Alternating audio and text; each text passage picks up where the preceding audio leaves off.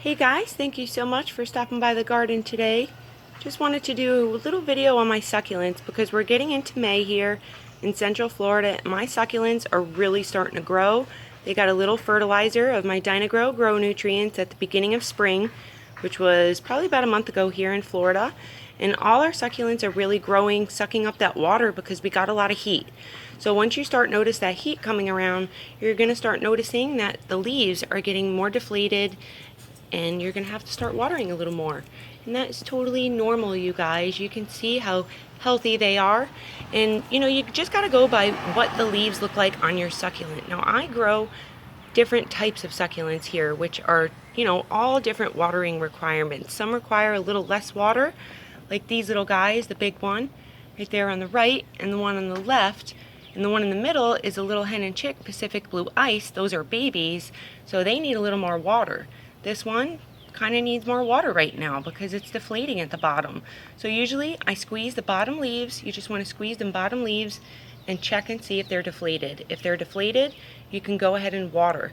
And you'll figure out a little watering schedule as time goes by. You'll notice okay, now I water twice a week in the summertime versus once a month in the wintertime for a lot of these. Some of these are getting just waterings once a week.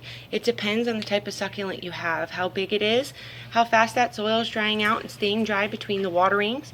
As long as you give your succulents a little break between the waterings, let that soil stay dry for a little bit, especially for these bigger ones. Things that have really big leaves, like those flapjacks right there and the one up top, they only really require water once a week right now, along with that big black knight and that big San Pedro. My California sunsets right there, they're really big. The leaves are really, really plump. So we only water that when the bottom leaves are deflated. You want to go ahead and just pinch them bottom leaves, make sure you're nice and full, and you're good to go. You know that you don't need any water. And you'll notice, a schedule over time. Okay, I'll water once every 2 weeks in the summer and then once a month in the winter.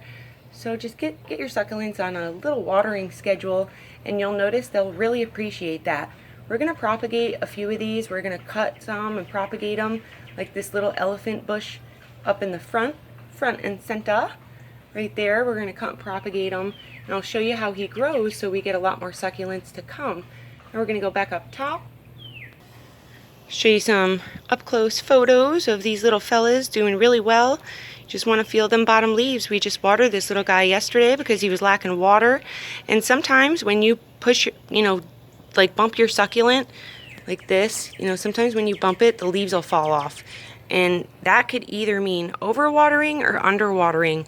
So you're going to have to kind of feel the leaves. If they squish when you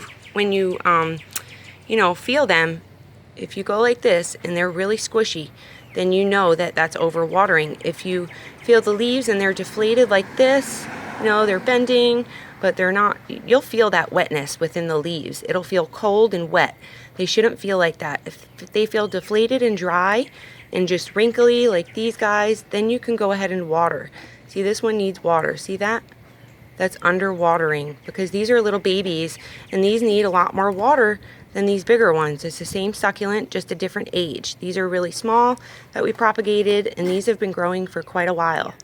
A few months we went ahead and transplanted these little guys. You can see that leaf death is really normal on the bottom. Don't worry about that. It's going to happen. Just get the dead leaves out of there as you can. Make sure you rotate your succulents and make sure you're keeping an eye on that sun right now because, these were in a southern facing exposure here, but I had a big tree up in the way. So they were not getting the right amount of sun. They were only getting about 6 hours of sun, and these succulents need about 6 to 8 hours of sun a day, especially for some types that I'm growing here, like the ones in the front and this powder puff. Anything with powder on it like that can tolerate a lot of sun. We sprayed with neem oil, which is why you see a little sprinkles on the powder there, but that's okay because we're gonna spray and keep that neem on the leaves so that way we don't get any little buggies to come back. I noticed a little spider mite action, so we took action with neem oil. It's organic, safe around you, your pets, the environment. You just cannot spray it in direct sunlight. I will post a video below on the neem oil I use and a little video for you on how I use it throughout the garden. Thank you so much for watching, you guys, and just remember to keep an eye on that sun and the watering when you start getting into the hot weather because they're going to be sucking up a lot of water, using a lot of that energy, and you're going to have to replenish your leaves up. So more frequent waterings the same way, all the way through. You want to douse your pots all the way through at a time. Let them dry out slowly. In between waterings, that soil shouldn't stay wet for more than like 4 days or so, 5 days at max. If your soil's wet for more than 7 days, you know that you have to get a little bit more drainage in there. Maybe go with a little succulent soil mix, potting mix like I use for Miracle Grow, and you should be good to go, you guys.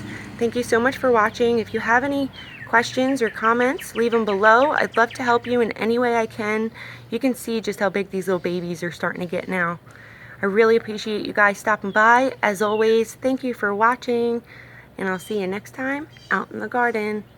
Bye-bye.